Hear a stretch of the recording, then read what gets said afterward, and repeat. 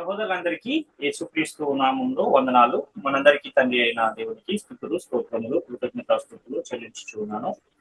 ప్రియులారా, మనము ప్రార్థన అనే శీర్షికలో కొన్ని విషయాలను ఇంతవరకు పరిశీలించాం. ఈరోజు అదే ప్రార్థన అనే శీర్షికలో పరలోక ప్రార్థన చేయవచ్చా చేయకూడదా అన్న అంశాన్ని మనం ఈరోజు పరిశీలించే ప్రయత్నం చేద్దాం. ఆనాడు యూదులకు ప్రభువు నేర్పిన మాదిరి ప్రార్థనను నేటి క్రైస్తవులమైన మనము కూడా యథాతథంగా చేయొచ్చా చేయకూడదా, ఒకవేళ చేయొచ్చు అంటే ఎందుకు చేయాలి, చేయకూడదు అంటే ఎందుకు చేయకూడదు అన్న ఈ విషయాలను ఈరోజు మనము పరిశీలన చేద్దాం. అయితే ఈ ప్రభువు నేర్పిన ప్రార్థననే పరలోక ప్రార్థన అని చాలా మంది దాన్ని పిలుస్తూ ఉంటారు. అదే విధంగా ఆ ప్రార్థన పరలోక ప్రార్థనగానే ప్రాచుర్యం పొందింది. అయితే పరలోక ప్రార్థన కంఠస్థం వచ్చిన వారు చాలా మంది ఉన్నారు. అంటే ఆ ప్రార్థన కంఠస్థం రాని వారు అసలు క్రైస్తవులే కాదు అన్నట్టుగా కొన్ని సంఘాలు మనకు కనపడతాయి.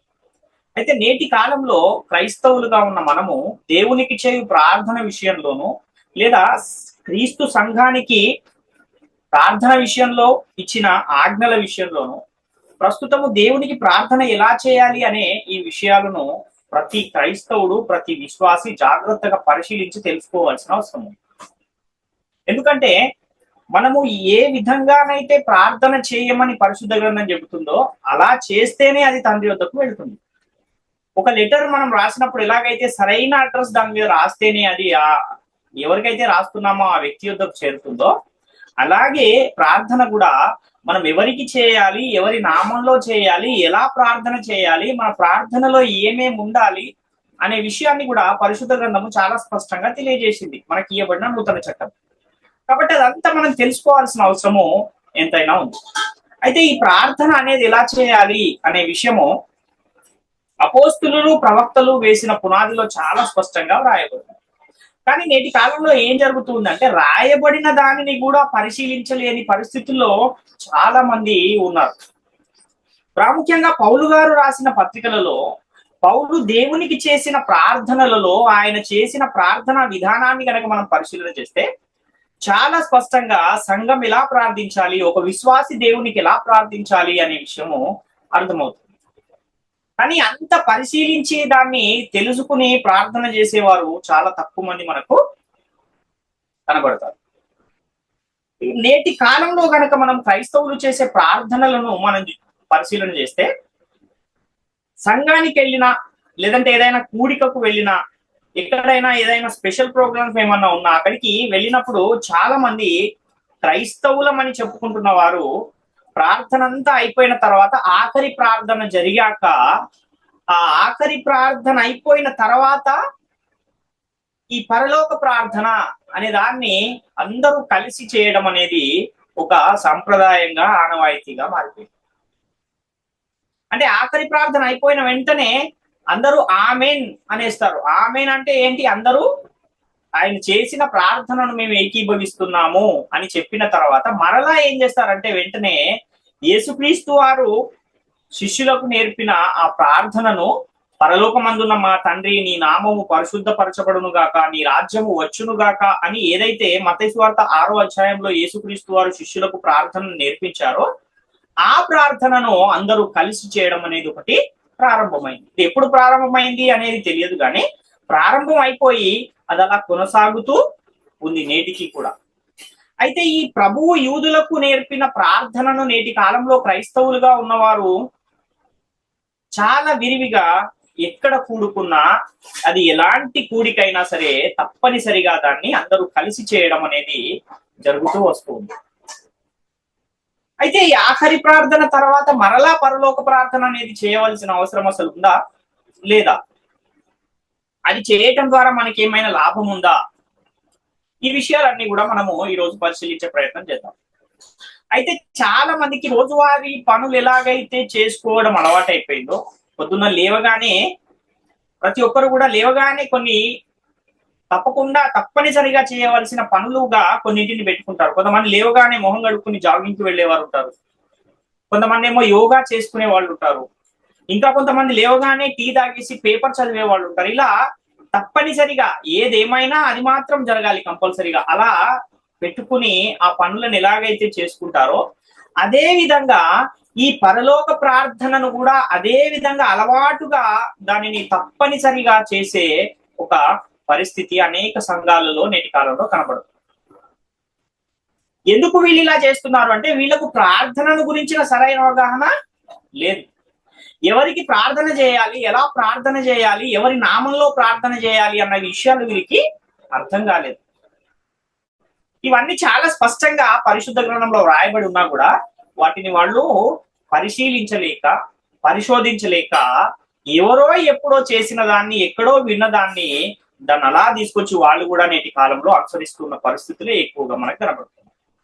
మరి ఈ రోజు యేసుక్రీస్తు శిష్యులకు ఎందుకు ఆ రోజు ఉన్న కాలంలో, యేసుక్రీస్తు వారు జీవించిన ఆ కాలంలో యేసుక్రీస్తు వారి శిష్యులకు ఎందుకు అసలు ఈ ప్రార్థన నేర్పించాడు అంటే, వాళ్లకు క్రీస్తు రాజ్యంలో చేర్చబడిన తర్వాత నూతన చట్టంలో భాగంగా ఎవరికి ప్రార్థన చేయాలి, ఎలా ప్రార్థన చేయాలి, ఎవరి నామంలో ప్రార్థన చేయాలి అనే విషయంలో అప్పటికీ ఒక ఆజ్ఞ అనేది ఇంకా జారీ చేయబడలేని కాలంలో ఈ ప్రార్థన వాళ్లకు నేర్పించారు యేసుక్రీస్తు వారు.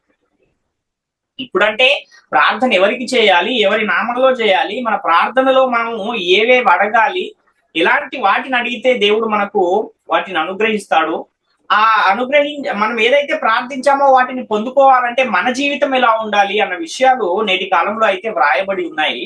కానీ అప్పటికి ఇంకా ఈ నూతన చట్టం అనేది సిద్ధపరచబడి లేదు కనుక వారికి ఆ కాలములో యేసుక్రీస్తు వారు ఆ పరలోకంలో ఉన్న పరలోకమందున్న మా తండ్రి, నీ రాజ్యము వచ్చునుగాక, నీ నామం పరిశుద్ధపరచబడును గాక అన్న ఈ ప్రార్థనను వారికి నేర్పించారు.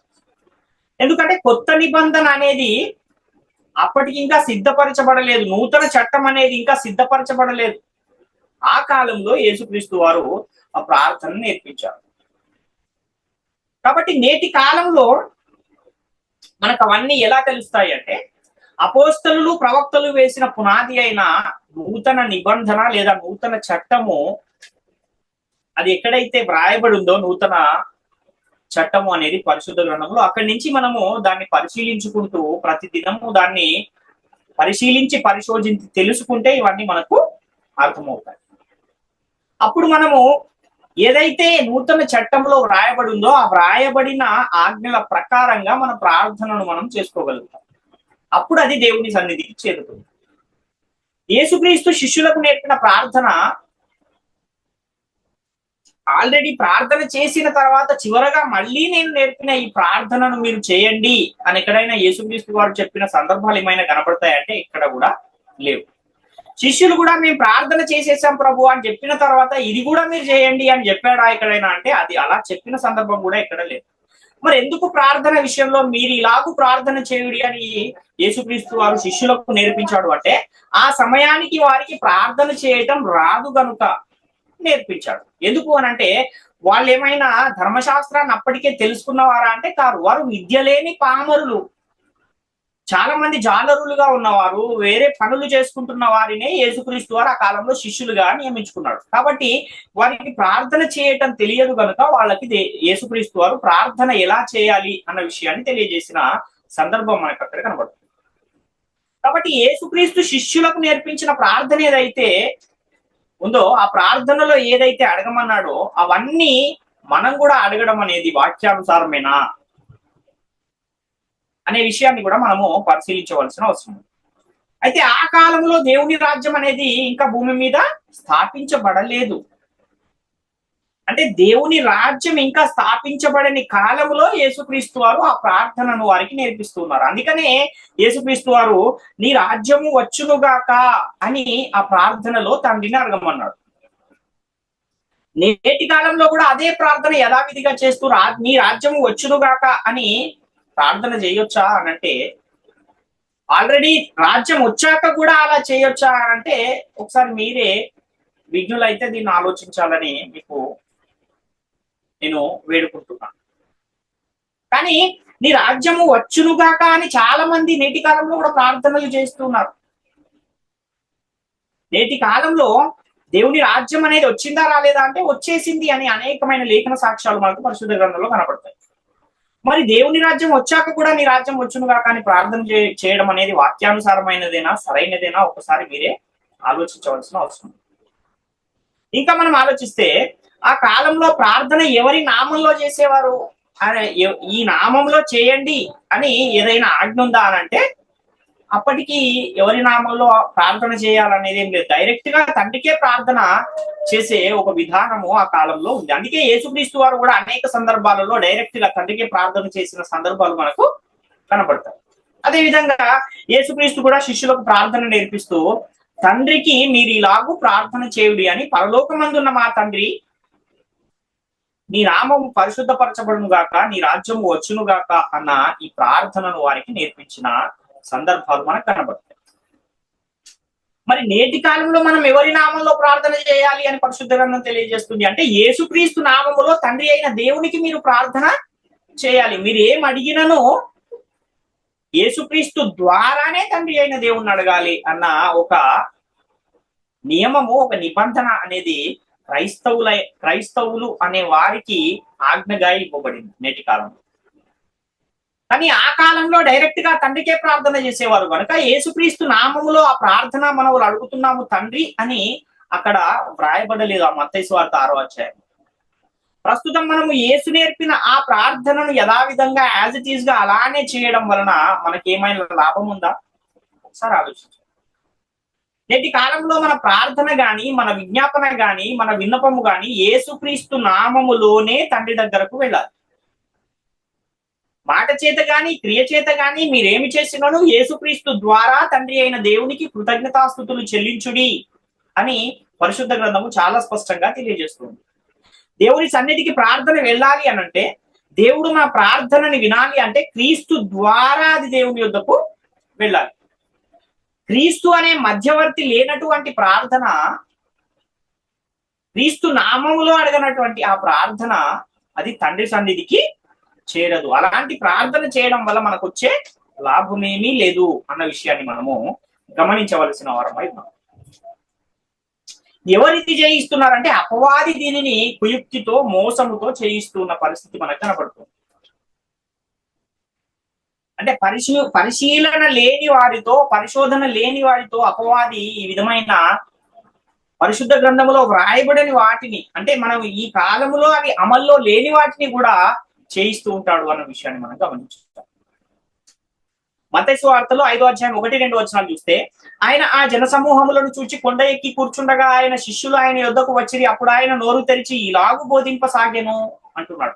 అంటే కొండ మీద ప్రసంగము అనేది ఒకటి యేసుక్రీస్తు వారు చేశారు కనుక ఆ కొండ మీద ప్రసంగము చేసిన తర్వాత, ఆ కొండ మీద ప్రసంగం అంతా అయిపోయిన తర్వాత యేసుక్రీస్తు వారు తన శిష్యులకు ప్రార్థన నేర్పిస్తూ ఉన్నారు 6వ అధ్యాయం.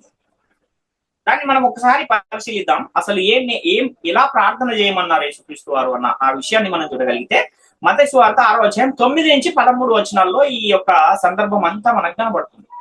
కాబట్టి మీరు ఇలాగు ప్రార్థన చేయుడి, పరలోకమందున్న మా తండ్రి నీ నామం పరిశుద్ధపరచబడును గాక, నీ రాజ్యం వచ్చును గాక, నీ చిత్తం పరలోకమందు నెరవేరుచున్నట్లు భూమి అందును నెరవేరును గాక. మా అనుదిన ఆహారము నేడు మాకు దయచేయము, మా రుణస్థులను మేము క్షమించి ఉన్న ప్రకారము మా రుణములను క్షమించుము, మమ్మను శోధనలోనికి తేక దుష్టుని నుండి మమ్మను తప్పించుము, ఎందుకంటే రాజ్యము, బలము, మహిమ నీవై ఉన్నావు స్వామి, ఆమెన్ అని నేటి కాలంలో కూడా చాలా మంది ఇది బట్టి దీన్ని కంఠస్థం చేసి మరి ప్రార్థన అనంతరము దీన్ని అనేకులు చేస్తూ ఉన్న పరిస్థితులు మనకు కనబడుతున్నాయి.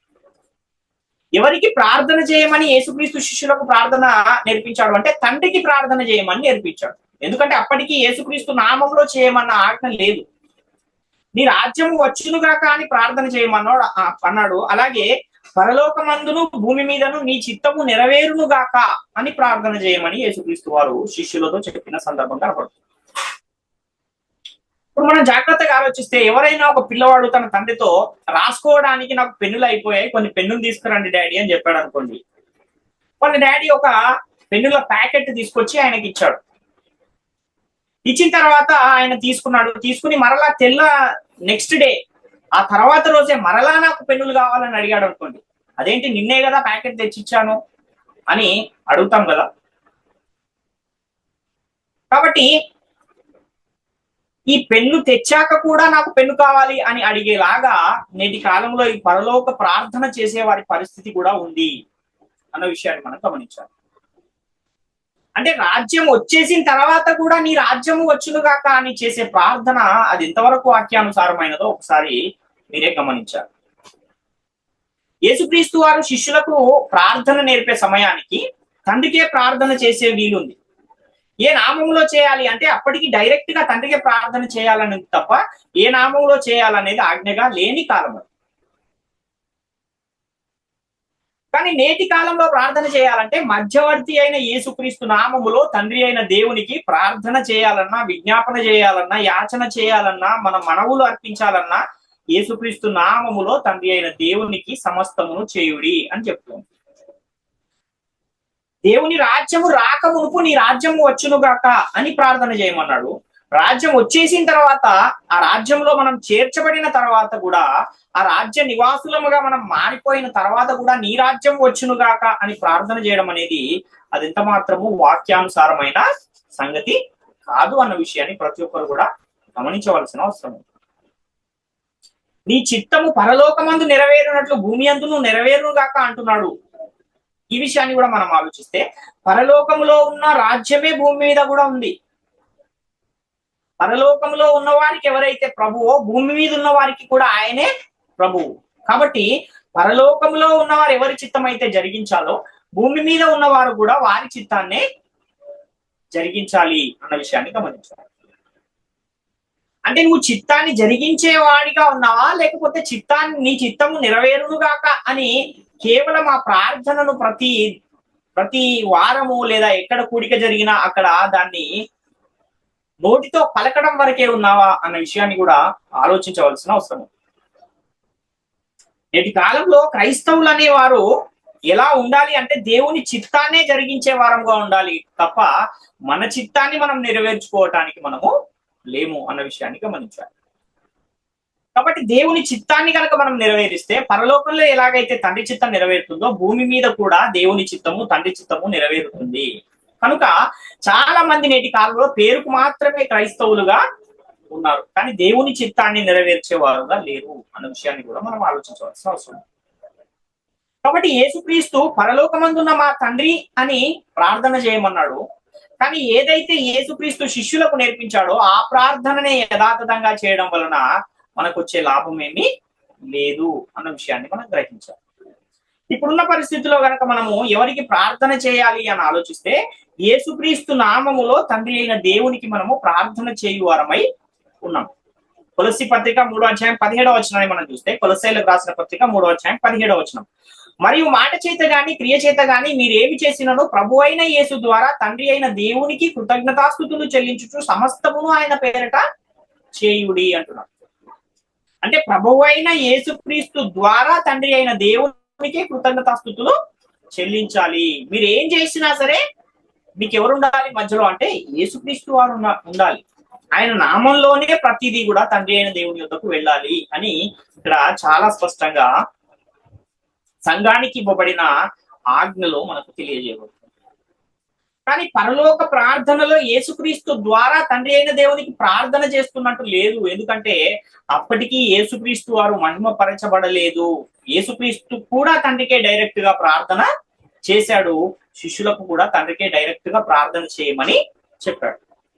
కానీ ఇప్పుడు డైరెక్ట్ గా మనం తండ్రికి ప్రార్థన చేసే కాలంలో మనం లేము కాబట్టి ఆ ప్రార్థన ఇప్పుడు యాజ్ ఇట్ ఈజ్ గా అలానే చేయకూడదు అన్న విషయాన్ని గమనించాలి. దాని వలన మనకు వచ్చే లాభమేమి లేదు నేటి కాలంలో. కాబట్టి ఏది చేసినా యేసుక్రీస్తు పేరటనే ఎల్లప్పుడూ దేవునికి కృతజ్ఞతాస్తుతులు చెల్లించవలసిన అవసరం ఉంది. ఎఫెసీలకు రాసిన పత్రిక 5:20 మనం చూస్తే మన ప్రభు అయిన యేసుక్రీస్తు పేరట సమస్తమును గూర్చి తండ్రి అయిన దేవునికి ఎల్లప్పుడూ కృతజ్ఞతాస్తుతులు చెల్లించుచు అని ఇక్కడ చూస్తున్నాం. హెబ్రీ పత్రిక 13:15 కూడా మనం చూస్తే కాబట్టి ఆయన ద్వారా మనము దేవునికి ఎల్లప్పుడూ స్తుతియాగము చేయదము అనగా ఆయన నామమును ఒప్పుకొనుచు జీవఫలమును అర్పించుదుము అంటున్నాడు. అంటే యేసుక్రీస్తు ద్వారా ఎల్లప్పుడూ దేవునికి స్తుతియాగము చేయాలి, జీవఫలమును అర్పించాలి అన్న విషయాన్ని ఇక్కడ చాలా స్పష్టంగా తెలియజేస్తున్న సందర్భం మనకు కనపడుతుంది. కాబట్టి యేసుక్రీస్తు నామము లేకుండా, మధ్యవర్తిగా యేసుక్రీస్తు లేకుండా మన ప్రార్థన అనేది తండ్రి యొద్దకు వెళ్ళదు. కనుకనే ఆ పరలోక ప్రార్థన అనేది నేటి కాలంలో అది మనం చేయవలసినది కాదు. కాబట్టి మనం వాక్యాన్ని చదివేటప్పుడు ఆ రాయబడిన మాటలు ఏ కాలానికి సంబంధించినవి, అవి ఎప్పటి వరకు అమల్లో ఉన్నాయి అన్న విషయాన్ని కూడా మనము పరిశీలించి దాన్ని చదువుకుంటే అది మనకు అర్థమయ్యే అవకాశము ఉంది. కాబట్టి ఇవన్నీ పరిశీలిస్తే పరలోక ప్రార్థన యేసుక్రీస్తు నామంలో చేసింది కాదు. ఆ ప్రార్థన ఆ రోజుల్లో యూదులకు యేసుక్రీస్తు వారు చేయమని నేర్పిన ప్రార్థన. కాబట్టి ప్రార్థన అని ఎక్కడ కనబడినా కొత్త నిబంధన చట్టం ప్రకారం నేటి కాలంలో యేసుక్రీస్తు నామములోనే తండ్రి అయిన దేవునికి చేయాలి అన్న విషయాన్ని మనము గ్రహించాలి, గమనించాలి. నేటి కాలంలో పరలోక ప్రార్థన చేయడం వలన మనకు వచ్చే లాభం ఏమీ లేదు. పైగా ఆ పరలోక ప్రార్థన చేయడం వలన మన అజ్ఞానాన్ని మనం బయట పెట్టుకున్న వారముగా ఉంటాం. అదేవిధంగా దేవుని ఉగ్రతకు పాత్రలం అవుతున్నాము. ఎందుకంటే నీ రాజ్యము వచ్చునుగాక అని రాజ్యము రాకముందు చేయాలి అని యేసుక్రీస్తు వారు నేర్పిన ప్రార్థన అది. కానీ నేటి కాలంలో దేవుని రాజ్యం వచ్చేసింది. దేవుని రాజ్యం వచ్చిన తర్వాత మరలా నీ రాజ్యం వచ్చునుగాక అని ప్రార్థించటం అనేది అది ఎంత మాత్రము కూడా వాక్యానుసారమైన సంగతి కాదు.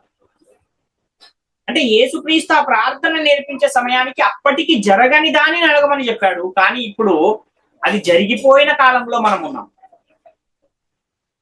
కాబట్టి నీ రాజ్యం వచ్చునుగా కానీ ఏ కాలంలో అడగమన్నాడు అంటే రాజ్యం ఇంకా రాని కాలంలో నీ రాజ్యం వచ్చునుగాక అని ప్రార్థన చేయమని చెప్పాడు.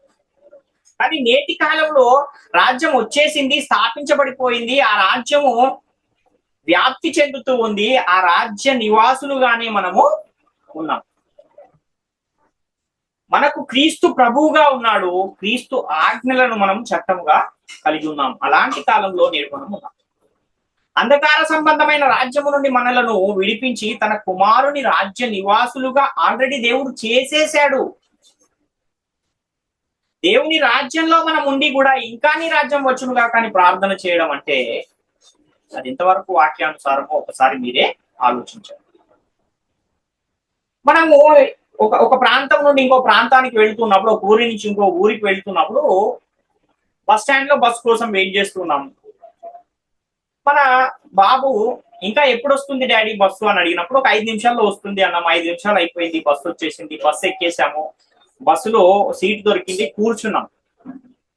బస్సులో కూర్చుని ప్రయాణం చేస్తూ ఉన్నప్పుడు కూడా బస్సు ఇంకెప్పుడు వస్తుంది డాడీ అని పిల్లవాడు అడిగాడు అనుకోండి, ఆ పక్కనున్న వాళ్ళు కూడా ఏంటి వీడికి జ్ఞానం ఉందా లేదా, బస్సులో కూర్చుని మళ్ళీ బస్సు ఎప్పుడు వస్తుంది అని అడుగుతున్నాడు ఏంటి అని ఎలాగైతే అంటారో, ఈ పరలోక ప్రార్థన విషయంలో కూడా నీ రాజ్యము వచ్చునుగా కానీ ఇంకా నీవు ప్రార్థన చేస్తున్నావంటే ఆ బస్సు ఎక్కిన తర్వాత కూడా బస్సు ఎప్పుడు వస్తుంది అని అడిగిన పిల్లవాని వలె నీ యొక్క పరిస్థితి ఉంది అన్న విషయాన్ని ఒకసారి గమనించాలి. కాబట్టి మనము ఎలా ఉండాలంటే జ్ఞానానుసారమైన ప్రవర్తన గలవారముగా మనం ఉండాలి. రోమీలకు రాసిన పత్రికలో 10వ అధ్యాయం 1వ వచనంలో కూడా పౌలు గారు ఇశ్రాయేలీయులను గురించి మాట్లాడిన మాట అక్కడ ఒకటి కనబడుతుంది. ఇశ్రాయేలీయులు రక్షణ పొందవలెనని నా హృదయాభిలాషయు దేవునికి నేను చేయు ప్రార్థనయు నై ఉన్నది. వారు దేవుని యందు ఆసక్తి గలవారని నేను వారిని గూర్చి సాక్ష్యం ఇచ్చుచున్నాను, అయినను వారి ఆసక్తి జ్ఞానానుసారమైనది కాదు అని పౌలు గారు అక్కడ తెలియజేస్తున్నారు. అంటే ఆసక్తి ఉంటే సరిపోదు, అది ఎలా ఉండాలంటే జ్ఞానానుసారమైన ఆసక్తి అయి ఉండాలి. అప్పుడే అది మనకేమైనా ప్రయోజనాన్ని చేకూరుస్తుంది. కాబట్టి నేటి కాలంలో కూడా పరలోక ప్రార్థన చేయించడం అనేది అపవాది యొక్క కుయుక్తి.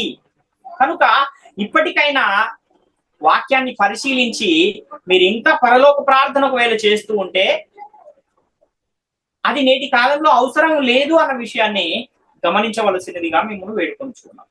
మత్తయి సువార్త 6వ అధ్యాయం 10వ వచనంలో ఆ మాటను మనం ఒకసారి ఆలోచిస్తే, నీ రాజ్యము వచ్చును గాక, నీ చిత్తము పరలోకమందు నెరవేరుచున్నట్లు భూమి యందును నెరవేరును గాక అంటున్నాడు.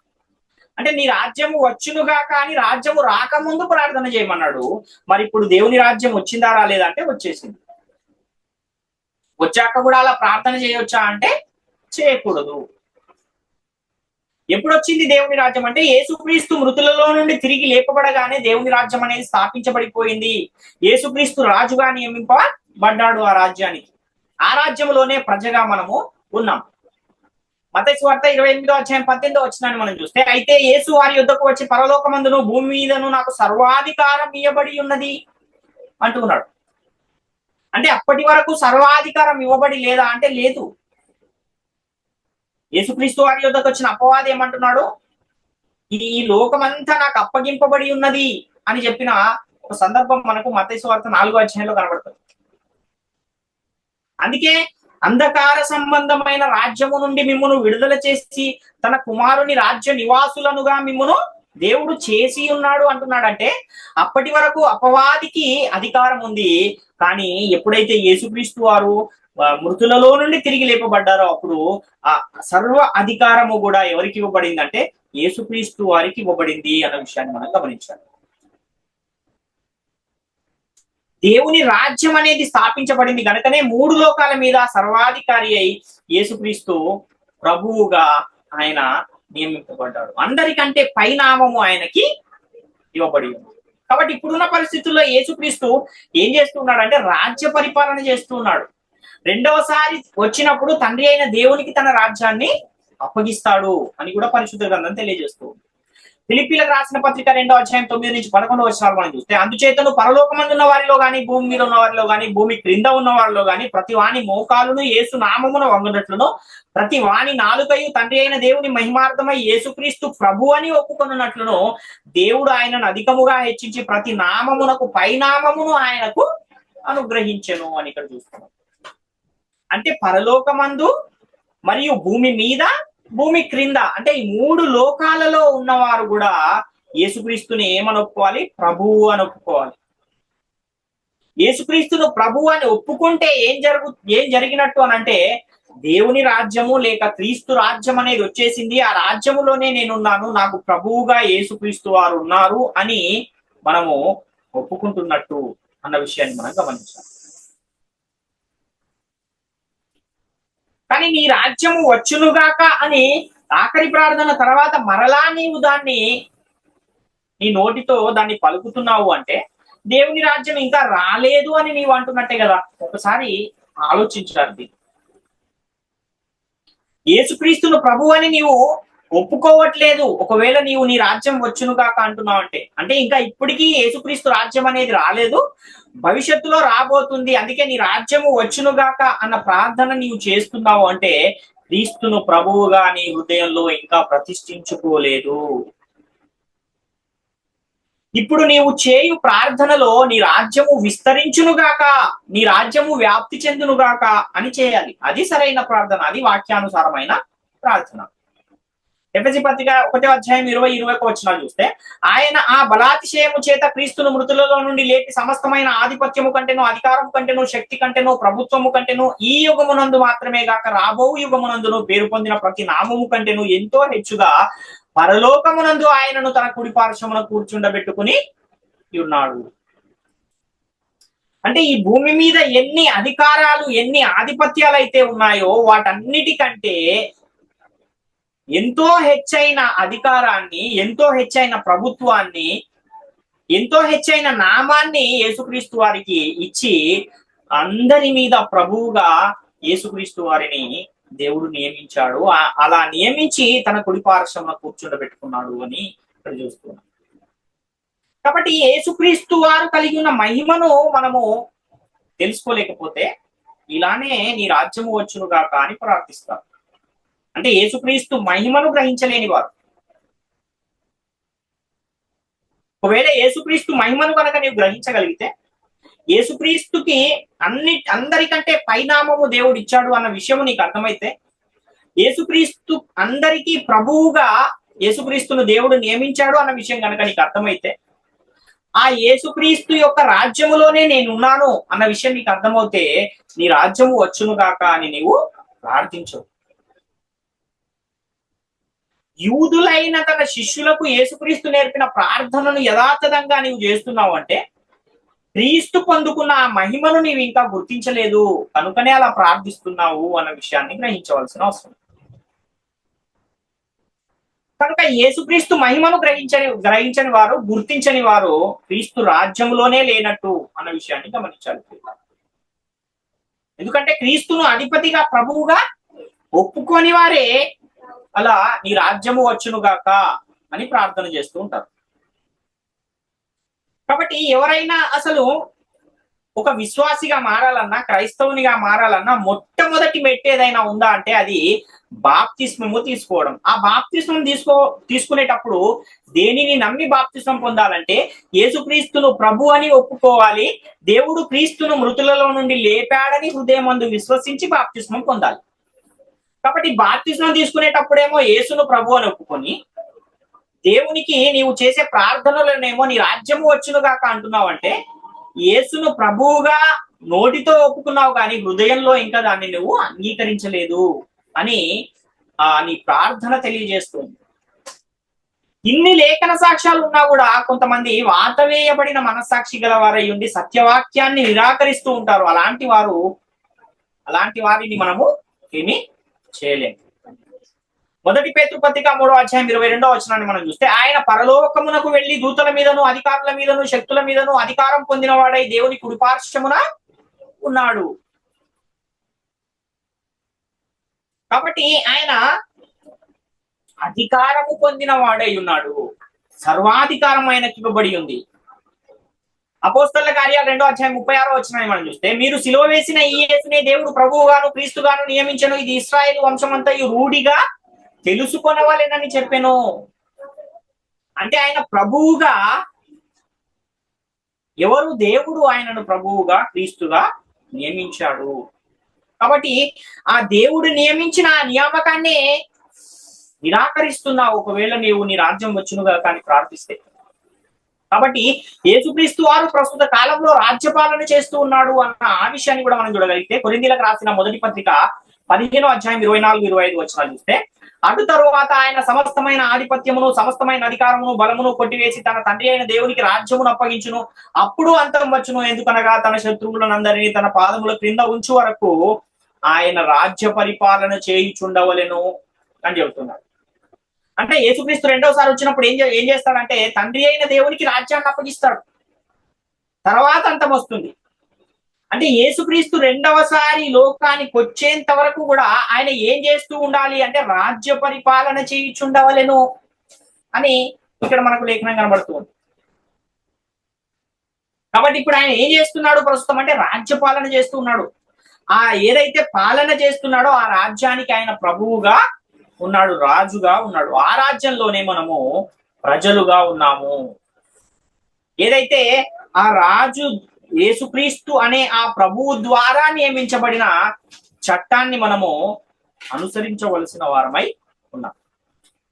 కాబట్టి ఆల్రెడీ ఆయన రాజ్యపాలన చేస్తున్నాడు అని బైబిల్ గ్రంథం చెబుతుంటే మీ రాజ్యం వచ్చునుగాక అని ప్రార్థన చేయడం అంటే మరొకసారి మీరే ఈ వాక్యాలన్నీ పరిశీలించాక మిమ్మల్ని మీరు ఒకసారి మీరు ఆత్మవిమర్శ చేసుకోవాల్సిన అవసరం. కొలస్సీయులకు రాసిన పత్రిక 1వ అధ్యాయం 13వ వచనాన్ని కూడా మనం చూస్తే, ఆయన మనలను అంధకార సంబంధమైన అధికారములో నుండి విడుదల చేసి తాను ప్రేమించిన తన కుమారుని యొక్క రాజ్య నివాసులనుగా చేసెను అని ఇక్కడ చూస్తున్నాం. చేసెను, అది జరిగిపోయింది ఆల్రెడీ. మనల్ని తన కుమారుని యొక్క రాజ్య నివాసులనుగా చేసెను అంటే రాజ్యం వచ్చేసినట్ట రానట్ట ఒకసారి ఆలోచించండి. దేవుడు మనలను క్రీస్తు యొక్క రాజ్య నివాసులనుగా చేశాడు. యేసుక్రీస్తు శిష్యులకు ఆ ప్రార్థన నేర్పించే సమయానికి రాజ్యము రాలేదు కనుకనే నీ రాజ్యం వచ్చునుగాక అని ప్రార్థన చేయమన్నాడు. కానీ నేటి కాలంలో యేసుక్రీస్తు రాజ్యం అనేది వచ్చేసింది. ఆ రాజ్యంలోనే మనం ఉన్నాము కనుక నీ రాజ్యము వచ్చునుగాక అని నేటి కాలంలో ప్రార్థన చేయకూడదు అన్న విషయాన్ని మనం గమనించాం.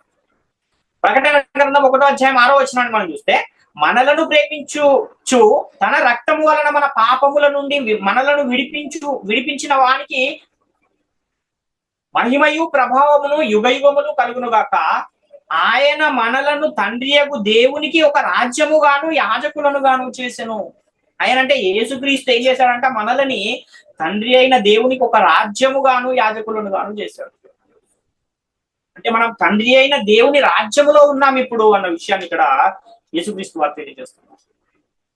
ప్రకటన గ్రంథం 1:9 కూడా చూస్తే, మీ సహోదరుడును యేసును బట్టి కలుగు శ్రమలోను రాజ్యములోను సహనములోను పాలివాడునైన యోహాను అను నేను దేవుని వాక్యము నిమిత్తమును యేసును కూర్చిన సాక్ష్యము నిమిత్తమును పద్మాసు ద్వీపమున అరవాసినైతిని అంటున్నాడు. అంటే యోహాను ఏమంటున్నాడు? యేసును బట్టి కలుగు శ్రమలోను రాజ్యములోను సహనములోను పాలివాడను అంటున్నాడు. అంటే యేసు క్రీస్తు యొక్క రాజ్యములో నేను పాలివాడను అని ఆయన చెబుతున్నాడు. కాబట్టి యేసుక్రీస్తు అందరికీ ప్రభువు అని కూడా లేఖనం చెబుతుంది కనుక యేసుక్రీస్తు ప్రభువుగా ఉన్న ఆ రాజ్యంలోనే మనం కూడా ఉన్నాము అన్న విషయాన్ని మనం గమనించుకోవడమై ఉన్నాం. ఇంకా మనం ఆలోచిస్తే, నీ చిత్తము పరలోకమందు నెరవేరునట్లు భూమి మీదను నెరవేరును గాక అని వ్రాయబడిన ఆ మాటను కూడా మనం చూస్తే, ఎవరు నెరవేర్చాలి ఆయన చిత్తాన్ని అంటే మనమే ఆయన చిత్తాన్ని నెరవేర్చువారమై ఉన్నాం. మనము నెరవేర్చాలా లేక నీ చిత్తము నెరవేరునుగాక అని మనము దాన్ని ఆ వ్రాయబడిన మాటను చదివే వారంగా ఉండాలా? ఒకసారి ఆలోచించాలి. 1 పేతురు పత్రిక 3:15 దేవుని చిత్తాన్ని మనం చేయాలంటే ఎవరిని ప్రభువుగా మన హృదయాలలో ప్రతిష్ఠించుకోవాలి అంటే యేసుక్రీస్తును ప్రభువుగా మీ హృదయముల యందు ప్రతిష్ఠించుకొనుడి అని 1 పేతురు పత్రిక 3:15 తెలియజేస్తుంది. నిర్మలమైన మనస్సాక్షి గలవారై మీలో ఉన్న నిరీక్షణను గూర్చి మిమ్మును హేతు అడుగు ప్రతి వానికి సాత్వికంతో భయముతోను సమాధానము చెప్పుటకు ఎల్లప్పుడు సిద్ధముగా ఉండి మీ హృదయముల యందు క్రీస్తును ప్రభువుగా ప్రతిష్ఠించుకొనుడి. అలాగే క్రీస్తు వాక్యాన్ని అంటే చట్టాన్ని మనం ఎక్కడ ఉంచుకోవాలంటే హృదయములలో నివసింపనీయాలి. కొలస్సీ పత్రిక 3:15-16 చూస్తే, క్రీస్తు అనుగ్రహించు సమాధానము మీ హృదయములలో ఏలుచుండనీయుడి, ఇందుకొరకే మీరొక్క శరీరముగా పిలువబడుతుంది మరియు కృతజ్ఞులై ఉండుడి, సంగీతములతోనూ కీర్తనలతోనూ ఆత్మ సంబంధమైన పద్యములతోనూ ఒకరికొకరు బోధించుచు బుద్ధి చెప్పుచు కృపాసహితముగా మీ హృదయములలో దేవుని గురించి గానము చేయుచు సమస్త విధములైన జ్ఞానముతో క్రీస్తు వాక్యము మీలో సమృద్ధిగా నివసింపనీయుడి అంటున్నాడు. కాబట్టి దేవుని రాజ్యం అంటే అది భౌతిక సంబంధమైన రాజ్యము కాదు. దేవుని రాజ్యం అనేది హృదయాల నేలే రాజ్యము. కనుకనే ఆ దేవుని యొక్క ఏదైతే రాజ్యం ఉందో ఆ రాజ్యములో నివాసం ఉంటున్న మనము క్రీస్తు వాక్యమును అనగా చట్టమును మన హృదయాలలో నివసింపనించుకోవాలి. అప్పుడే మనము దేవుని సన్నిధికి మనం చేసే ప్రార్థన అనేది వెళ్తుంది. కాబట్టి ఈ విషయాలు ఏవి తెలుసుకోకుండా నీ రాజ్యం వచ్చునుగా కానీ ప్రార్థన చేస్తే ఆల్రెడీ వచ్చిన రాజ్యాన్ని రాలేదని యేసుక్రీస్తును ప్రభు అని ఒప్పుకోవట్లేదు అని మీరు గమనించాలి. ఒకవేళ యేసుక్రీస్తును ప్రభువుగా ఒప్పుకోకపోతే అలాంటి వారికి ఏం లేదంటే రక్షణే లేదు. ఎవరైనా రక్షింపబడాలంటే యేసుక్రీస్తును ప్రభు అని నీ నోటితో ఒప్పుకోవాలి అన్న ఆజ్ఞ మనకి ఇవ్వబడిన తర్వాత నీ రాజ్యం వచ్చునుగాక అని నీవు అంటున్నావంటే ఆయనను ప్రభువుగా నీవు ఒప్పుకోవట్లేదు. ఒప్పుకోకపోతే నీకు నిత్యజీవం లేదు. నిత్యజీవం లేకపోతే పరలోక ప్రవేశం కూడా లేదు అన్న విషయాన్ని గమనించాలి. కాబట్టి ఈ పరలోక ప్రార్థన అనేది కేవలము ఆ కాలానికి మాత్రమే పరిమితం. అది కూడా ఎప్పటి వరకు అమల్లో ఉంది అంటే యేసుక్రీస్తు వారు మరణించి సమాధి చేయబడి తిరిగి లేపబడినంత వరకే అది అమల్లో ఉంది. ఎప్పుడైతే యేసుక్రీస్తు వారు తిరిగి లేచారో, మృతులలో నుండి తిరిగి లేపబడ్డాడో ఆ తర్వాత నుండి ఈ ప్రార్థన అనేది అమల్లో లేదు. ఎందుకంటే అప్పటికే దేవుని రాజ్యం వచ్చేసింది. దేవుని రాజ్యం వచ్చిన తర్వాత బాప్తిస్మం ఎవరైతే పొందుతున్నారో యేసుక్రీస్తును ప్రభువుగా ఒప్పుకుని దేవుడు ఆయనను మృతులలో నుండి లేపాడని విశ్వసించి యేసుక్రీస్తు నామములో ఎవరైతే బాప్తిస్మం పొందుతూ ఉన్నారో వాళ్ళందరూ కూడా దేవుని రాజ్యములో క్రీస్తు రాజ్యంలో చేర్చబడుతూ ఉన్నారు. యేసుక్రీస్తును ప్రభువుగా ఒప్పుకుంటూ ఉన్నారు అన్న విషయాన్ని గమనించాలి. ఇంకొక విషయాన్ని కూడా మనం ఆలోచిస్తే 11వ వచనంలో మా అనుదిన ఆహారము నేడు మాకు దయచేయుము అని ఇక్కడ కనబడుతుంది. మనం ఆలోచిస్తే అంటే ఏనాటి ఆహారము ఆనాడే కూర్చుకునే విధంగా నేటి కాలంలో ఎవరైనా ఉన్నారా? ఒక్కసారి ఆలోచించాలి. అంటే నెలకు సరిపడా సరుకులు ఒకేసారి తెచ్చుకుని ఇంట్లో స్టాక్ ఉంచుకునే వారుగానే నేటి కాలంలో ప్రతి ఒక్కరు కూడా కనబడతారు. కానీ ఏనాటి ఆహారం ఆనాడే కూర్చుకునే వారు ఉన్నారా నేటి కాలంలో అంటే లేరు.